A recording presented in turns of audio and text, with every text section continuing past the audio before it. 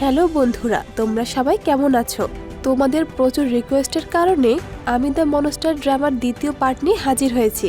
তো চলো দ্বিতীয় পার্ট দেখে নেওয়া যাক।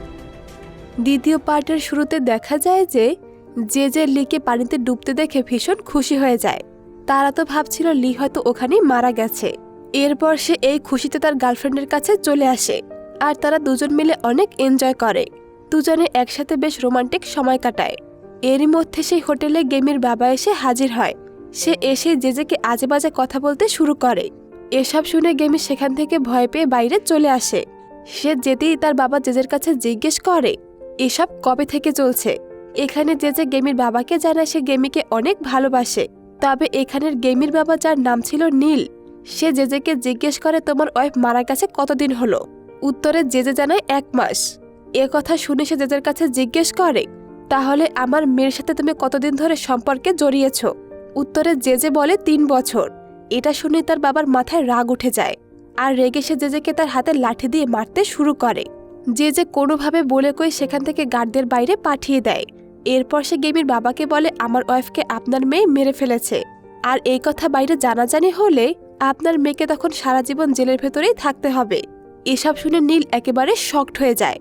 এখানে জেজে এবার নীলের মুখোমুখি দাঁড়ায় আর বলে আমি খুব ভালো করে জানি যে আপনি হলেন এই দেশের প্রেসিডেন্টের সেক্রেটারি। তবে আমি এটাও খুব ভালোভাবেই জানি যে আপনি এখন নিজে প্রেসিডেন্ট হতে চাইছেন, আর এই ব্যাপারটা এখন বাইরে জানাজানি হলে সমাজে আপনার নাম খারাপ হয়ে যাবে।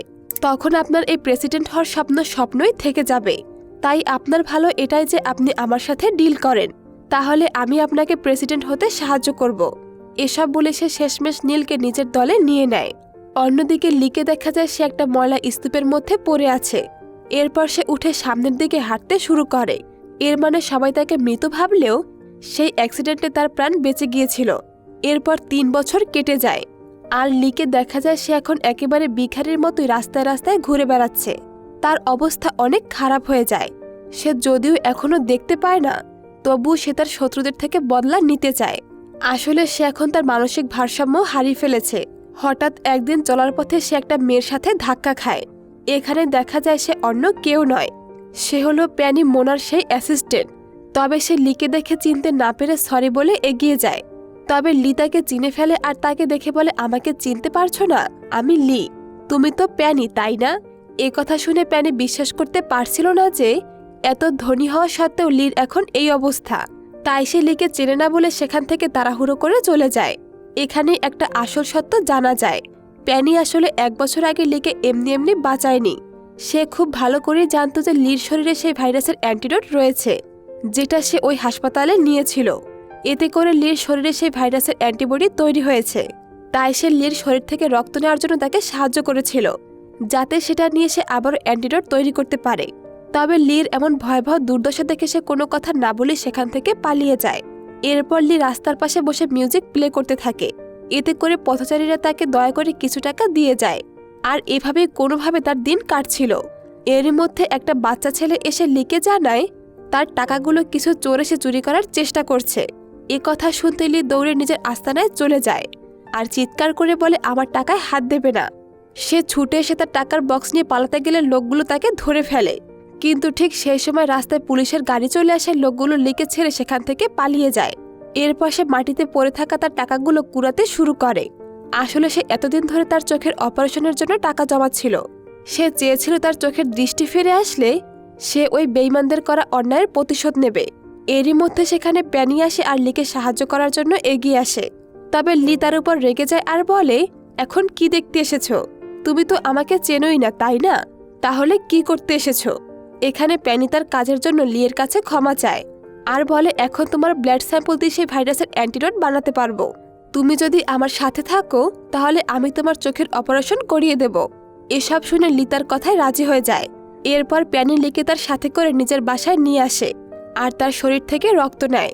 এরপর লি প্যানির কাছে জিনের ব্যাপারে জিজ্ঞেস করে, কিন্তু প্যানি জানায় সে জানে না জিনা এখন কোথায় আছে। এটা শুনে লি ভীষণ আপসেট হয়ে যায়। অন্যদিকে জেজেকে দেখা যায় সে কোনো একটা কাজের জন্য ইউএসএতে এসেছে। এখানে জানা যায় জেজের সেই পার্টনার নাথান কোরিয়ার সবচেয়ে বড় বিজনেসম্যান, আর সে লিয়ের ওই হাসপাতালটাকেও কিনতে চায়। তবে তার বাবার একটি অবৈধ সম্পর্ক ছিল, এমনকি সেখানে একটা ছেলেও আছে। তবে নিজের বাবার নাম যাতে খারাপ না হয় তাই সে তার সেই ওয়াইফ আর ছেলেকে আমেরিকাতে পাঠিয়ে দিয়েছিল। আর যে সেই কথা জানতে পেরে সেখানে চলে আসে। তবে সেখানে গেলে যে দেখতে পায় সে ছেলেটা ঘরের মধ্যে কাউকে একটা মেরে ফেলেছে আর নিজের মায়ের দিকে বন্দুক পয়েন্ট করে দাঁড়িয়ে আছে। এরপর যে তাকে কোনোভাবে শান্ত করে নিজের সাথে নিয়ে আসে। এদিকে পুলিশ সেই খুনের দায়ে ছেলেটার মাকে ধরে নিয়ে যায়। আর এই ছেলেটার নাম হলো অ্যান্ড্রিও। আর এই হলো নাথানের সেই সৎ ভাই। এখানে যে অ্যান্ড্রিওকে কাজে লাগিয়ে নাথানের থেকে বদলা নিতে চায়। সেই সাথে নাথানের ওই বিশাল কোম্পানিটাকে হাতিয়ে নেওয়ার প্ল্যান করে। সে অ্যান্ড্রিওর ব্রেন ওয়াশ করতে শুরু করে। সে বলে, কোরিয়ায় তোমার বাবা তো বিশাল বিজনেসম্যান, তার অবর্তমানে সবটা তোমাকেই সামলাতে হবে। তবে অ্যান্ড্রিও জানায় সে তো আমাদেরকে এখানে রেখে চলে গেছে, তাই সে আর তার বাবার সাথে সম্পর্ক রাখতে চায় না। তবে এসব শুনে অ্যান্ড্রিও জেজেকে জিজ্ঞেস করে, আপনি কেন আমার প্রতি এত সদয় হলেন আর কেনই বা আমাকে পুলিশের হাত থেকে বাঁচালেন? উত্তরে জেজে বলে, আরে ভাই, তুমি তো এত বড় ধনীর ছেলে, তাহলে কেন তুমি ধুকে ধুকে মরবে? তোমাকে আমি এগিয়ে নিয়ে যেতে চাই। তুমি ভালো করে পড়াশোনা করবে, তারপর তুমি হবে সে বিজনেসের মালিক। সে নাথানের ব্যাপারে এটা ওটা বলে অ্যান্ড্রিওকে নাথানের বিরুদ্ধে নিয়ে যায়। অন্যদিকে প্যানিও লিখে দেওয়া কথা মতো রক্ত দেওয়ার বিনিময়ে সে লিয়ের চোখের অপারেশন করিয়ে দেয়। তবে লি কিছুতেই চাইছিল না যে তার শত্রুরা তাকে চিনে ফেলুক, তাই সে এবার চোখের সাথে নিজের মুখেরও অপারেশন করে। এরপর লির যখন চোখ খোলা হচ্ছিল তখন সে ভাবে, সবাই ভাবছে আমি মারা গেছি, তাই তারা সবাই খুশিতে আছে। তবে তারা কেউ জানে না যে তাদেরকে মারার পরেই আমি মরব, তার আগে না। এরপর সিন কাট হয়ে 5 বছরের পরের দৃশ্য দেখানো হয়। আর এখানে লিকে দেখা যায় সে আমেরিকায় পড়াশোনা করছে। সে এখন চাচ্ছে নাথানের কোম্পানিতে জয়েন হওয়ার জন্য ইন্টারভিউ দিতে। এমনকি যেও সেই কোম্পানিতে একটা বড় পোস্টে আছে, আর কোনোভাবে সে এই কোম্পানিতে ঢুকতে পারলে সে তার বদলা নিতে পারবে। আর এতদিন সে এই প্ল্যানে করছিল। এদিকে নীলকে দেখা যায় সে এখন একজন বড় পলিটিশিয়ান। এমনকি সে এখন জেজেকে অনেক সাপোর্ট করে। তবে এসবের জন্য লির কাছে বদলা নেওয়াটা বেশ কঠিন হয়ে পড়েছে, কারণ এতদিনে জেজে অনেক ধনী হয়ে গেছে, তাই তার কাছে পৌঁছানো অতটাও সহজ হবে না। তাই লি প্ল্যান করে যেভাবেই হোক না কেন তাকে ওই কোম্পানিতে ঢুকতেই হবে। এরপর লি যাওয়ার আগে প্যানির সাথে কথা বলে। প্যানিও লিকে জেজে আর নাথানের ব্যাপারে সব আপডেট জানাতে থাকে। এখানে লি আবারও প্যানির কাছে জিনের ব্যাপারে জিজ্ঞেস করে, কিন্তু সে কিছুই বলতে পারে না। অন্যদিকে একটা শপে জিনাকে দেখা যায়। আর এখানে জানা যায় সেদিন জিনাকে বাঁচাতে গিয়ে তার বাবা মারা গেছে। জিনা তার বাবার স্মরণে ফুল দিয়ে বলে, আজকে আমি একটা বড় কোম্পানিতে ইন্টারভিউ দিতে যাচ্ছি, আর এই জবটা হলে আমি ভাইয়ের ট্রিটমেন্ট অনেক ভালোভাবে করতে পারবো। আর জিনাও ঠিক সেই একই কোম্পানিতে ইন্টারভিউ দিতে যাচ্ছে যেখানে লি যাওয়ার প্ল্যান করেছে। অন্যদিকে অ্যান্ড্রুকে দেখা যায় সে আমেরিকা থেকে পড়াশোনা শেষ করে সোজা কোরিয়াতে চলে আসে। কিন্তু এই ব্যাপারে যে কিছুই জানে না। সে তার জন্য একটা বাড়ি খুঁজছিল। এরপর সে একটা বাড়ি দেখে সেখানে ঢুকে পড়ে। দরজা খোলা পেয়ে সে ঘরের ভেতরে ঢুকে পড়ে, কিন্তু ভেতরে কাউকে না দেখতে পেয়ে সে বাথরুম চেক করলে সেখানে জিনাকে দেখতে পায়। জিনা অ্যান্ড্রুকে দেখে বকাবকি শুরু করে। এতে অ্যান্ড্রু দ্রুত বাইরে চলে যায়। এরপর জিনা বাইরে সে অ্যান্ড্রুকে জিজ্ঞেস করে, ভেতরে আসার সাহস কিভাবে হলো? উত্তরে অ্যান্ড্রু জানায়, কিন্তু দরজা তো একেবারেই খোলা ছিল। তখন জিনা বলে, ওখানে লেখা আছে যে দরজার লক খারাপ, সেটা চোখে পড়েনি নাকি? এটা দেখে অ্যান্ড্রু জিনাকে সরি বলে। এরপর সে জিনার কাছে জিজ্ঞেস করে যে এখানে কোনো রুম পাওয়া যাবে কিনা। জিনা কিছু বলতে যাবে ঠিক তখনই পাশের রুম থেকে একজন চিৎকার করে বলে, ওয়াশরুমে পানি আসছে না তো। এরপর অ্যান্ড্রু রুমের কথা জিজ্ঞেস করলে জিনা তাকে একটা রুম দেখিয়ে চলে যায়। পরদিন সকালে অ্যান্ড্রু চলে যায় তার বাবার সেই কোম্পানিতে। তবে সে কোম্পানিতে ঢুকতে গেলে সিকিউরিটি গার্ড এসে তাকে থামিয়ে দেয়। তখন অ্যান্ড্রু জানায়, তুমি হয়তো আমাকে চেনো না, তবে আমি বড় একজন মানুষ। এরই মধ্যে সেখানে অ্যানাউন্স করা হচ্ছিল যে চেয়ারম্যান আসছে, তাই সিকিউরিটি গার্ডটা দ্রুত সামনে চলে যায়। সেখানে অ্যান্ড্রুর বাবার সাথে জেজেকে দেখা যায়। তবে এখানে যে অ্যান্ড্রুকে দেখে বেশ কিছুটা ভয় পেয়ে যায়। সে বুঝতে পারছিল না যে অ্যান্ড্রু কেন তাকে না জানিয়ে চলে আসলো। এরপর চেয়ারম্যান যাওয়ার পরে সে অ্যান্ড্রুর সাথে গিয়ে দেখা করে। জেজে রেগে অ্যান্ড্রুকে জিজ্ঞেস করে, তুমি না জানিয়ে এখানে কেন আসলে? তখন অ্যান্ড্রু বলে, আরে আপনি তো বলেছিলেন পড়াশোনা শেষ করে চলে আসতে, তাই আমিও চলে এসেছি। তবে এখানে যে অ্যান্ড্রুকে বোঝায়, এখন কাউকে জানানো যাবে না যে সে চেয়ারম্যানের অবৈধ সন্তান, নয়তো পুরো প্ল্যানটাই মাটি হয়ে যাবে। এখানে অ্যান্ড্রু বলে, তাহলে আমি কি করব? এমনিতেই আমার মা জেলে আছে, আর আমেরিকাতেও আমার আপন বলতে আর কেউ নেই। তখন জেজে বলে, এসেই যখন পড়েছ, তাহলে এখন আমি যা বলছি তাই করো। কাল এই কোম্পানিতে একটা ইন্টারভিউ হবে, আর আমি চাই তুমি সেখানে আসো। আর একবার এই কোম্পানিতে ঢুকতে পারলে তুমি তোমার বাবার কাছাকাছি আসতে পারবে। এসব বলে সে অ্যান্ড্রুকে পরদিনে সে এক্সামের একটা অ্যান্সার শিট দিয়ে চলে যায়। এক্সামের দিন প্যানি লিকে নিয়ে আসে। লি গাড়ি থেকে বের হয়ে এগোতে গেলে হঠাৎ তার সাথে একটা মেয়ের ধাক্কা লাগে। এতে করে মেয়েটার হাতে থাকা বইগুলো পড়ে যায়। এরপর সে বইগুলো উঠিয়ে বলে, কি ব্যাপার, চোখে কিছু দেখতে পাও না নাকি? এখানে এই কথাগুলো শুনে লি একেবারে চমকে ওঠে। এটা তো জিনার সেই আওয়াজ। আর এখানে লি সত্যি জিনাকে চিনতে পারে।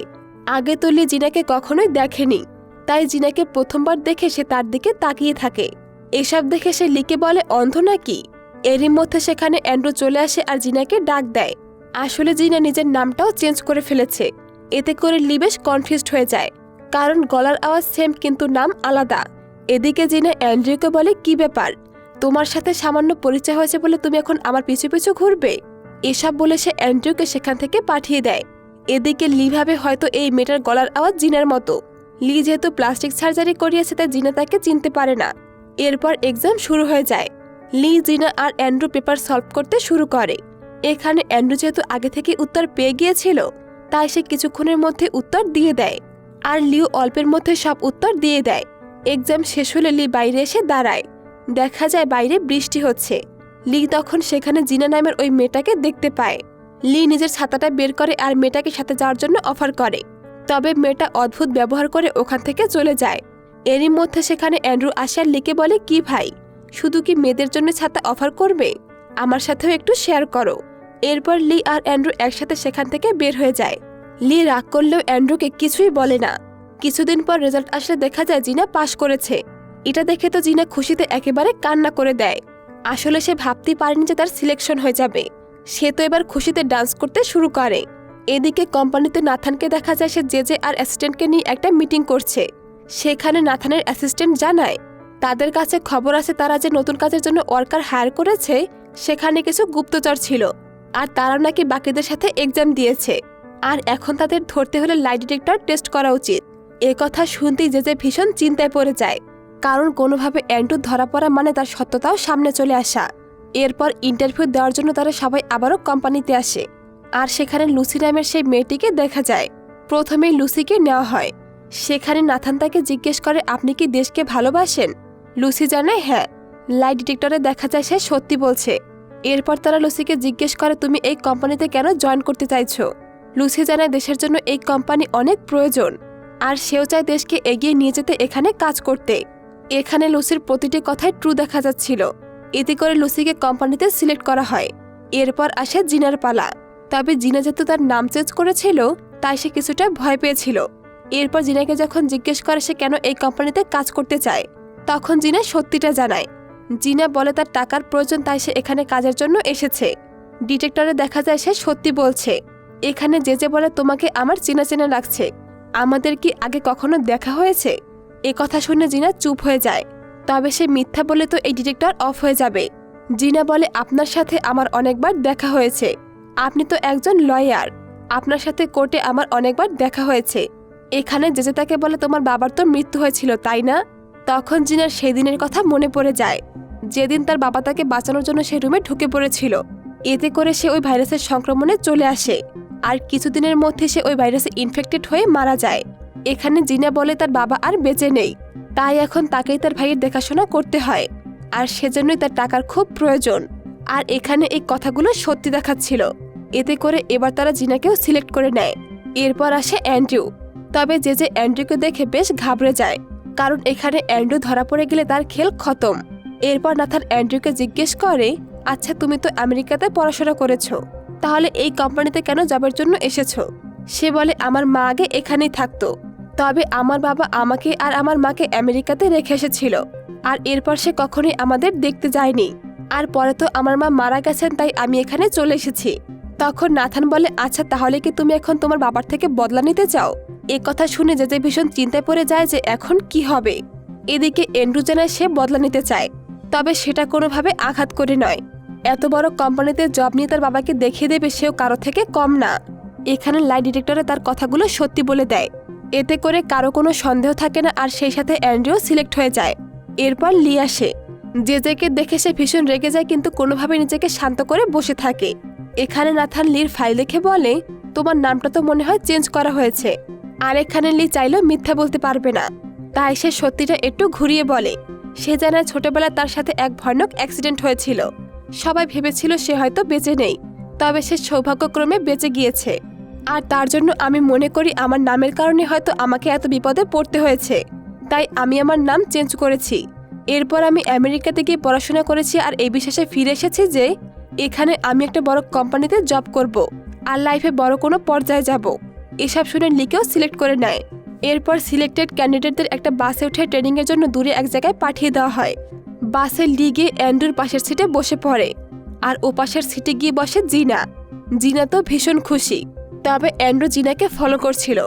তখন লি বলে ওঠে, আমাকে এভাবে কেন দেখছো? এতে অ্যান্ড্রু বলে ওঠে, আমি মোটেও তোমাকে দেখছি না, তুমি অতটাও সুন্দর নয় যে আমি তোমার দিকে তাকিয়ে থাকবো। এখানে লি বলে, আমার তো তোমাকে দেখে মনে হচ্ছে না যে তুমি নিজের বুদ্ধি খরচ করে এক্সামে সিলেক্ট হয়েছো। তবে অ্যান্ড্রু বলে, আমার চেহারাটাই এমন, কিন্তু এক্সামে তো আমি ফার্স্ট হব। এরপর সবাইকে ট্রেনিংয়ের জন্য একটা সুন্দর আর বিশাল বিল্ডিংয়ে নিয়ে আসে। জিনা জিজ্ঞেস করে, এখানে কি সবাইকে একসাথে থাকতে হবে? ইনচার্জ জানায় হ্যাঁ, তবে ওয়াশরুম আলাদা আলাদা হবে। সে আরও জানায় এখানে সবার ট্রেনিং হবে। এরপর সে সবাইকে ফ্রেশ হতে বলে আর যাওয়ার সময় জানায় বিকেল 4টায় একটা মিটিং আছে, সবাই যেন ঠিক সময়ে চলে আসে। এরপর সেই মতো সবাই রেডি হয়ে চলে আসে। সেখানে মোজো নামের এই কোম্পানির প্ল্যানিং ডিপার্টমেন্টের হেড আসে আর সেই সবাইকে ট্রেনিং দেবে। সে এসে সবাইকে বলে, আমাদের 4 এজেন্টের কাজ কিন্তু অনেক, তাই আমরা 4 জনের মধ্যে 3 জনকে সিলেক্ট করব, তাই সবারই চেষ্টা চালাতে হবে। এরপর সে এক্সামের রেজাল্ট দেখায়। সেখানে দেখা যায় অ্যান্ড্রু প্রথম হয়েছে, সেকেন্ড লি আর জিনা হয়েছে চতুর্থ। রেজাল্ট দেওয়া শেষ হলে অ্যান্ড্রু লিকে বলে, দেখেছো, আমি বলেছিলাম না আমি ফার্স্ট হব। এরপর মোজো সবাইকে উদ্দেশ্য করে বলে, আমরা এখান থেকে 3 জনকে সিলেক্ট করব, তবে তাদেরকে শারীরিক আর মানসিকভাবে টপ হতে হবে। মিটিং শেষ হলে সবাই যে যার জায়গায় গিয়ে শুয়ে পড়ে। পরদিন সকালে সবাই ঘুম থেকে খুব তাড়াতাড়ি উঠে যায়। এরপর শুরু হয় ফিজিক্যাল এক্সারসাইজ। অ্যান্ড্রু আর লি একে অপরকে টেক্কা দিয়ে যাচ্ছিল, তবে এদিকে জিনার অবস্থা খুবই খারাপ। সে প্রতিবারই সবার লাস্ট হচ্ছিল, তবে লুসি বেশ ভালোই পারফরমেন্স করছিল। অন্যদিকে সিসিটিভি ফুটেজে যে সবকিছুই দেখছিল। তবে লিকে দেখে তার একেবারেই ভালো লাগে না আর বলে ওঠে, কে এই ছেলেটা যে কিনা প্রতিটা পারফরমেন্সে একেবারে প্রথম হচ্ছে। সে লিকে বাদ দিয়ে অ্যান্ড্রুকে ফার্স্ট করতে চায়, আর সেটা করার জন্য সে একটা ষড়যন্ত্র করে। লি যখন ড্রেস চেঞ্জ করতে নিজের লাগেজ খোলে, তখন কাপড়ের মধ্যে একটা পেন খুঁজে পায়। ভালো করে দেখতে গেলে সে ওই পেনের মধ্যে একটা ক্যামেরা দেখতে পায়। তখন তার মনের মধ্যে কিছুটা সন্দেহ তৈরি হয়। তবে ঠিক তখনই যে কিছু গার্ড নিয়ে সেখানে ঢুকে পড়ে। তবে লি বেশ ভালোভাবে বুঝে যায় যে তাকে ট্রেনিং থেকে বের করার জন্য যে এসব করেছে। এদিকে যে এসে বলে, আমাদের কাছে খবর আছে যে এখানে একজন গুপ্তচর রয়েছে, তাই সবাই নিজের জিনিসপত্র সামনে রেখে দূরে গিয়ে দাঁড়িয়ে পড়ো, আমরা দেখবো কেউ এখানে ক্যামেরা এনেছো কিনা। লি যখনই কলমটা লুকাতে যাবে, ঠিক তখনই চেকিং শুরু হয়ে যায়। এতে করে লি আর সেটা লুকাতে পারে না, আর এখানেই পার্ট 2 শেষ হয়ে যায়। বন্ধুরা, তোমাদের কি মনে হয় লি কি বাঁচতে পারবে নাকি ধরা পড়ে যাবে? তবে সেটা জানতে হলে আমাদের 3য় পার্ট দেখতে হবে। তোমরা যদি পরবর্তী পার্ট দেখতে চাও তাহলে অবশ্যই কমেন্টে জানিয়ে যাবে, আমি চেষ্টা করব এক্সপ্লেন করার। এতক্ষণ সাথে থাকার জন্য সকলকে অসংখ্য ধন্যবাদ।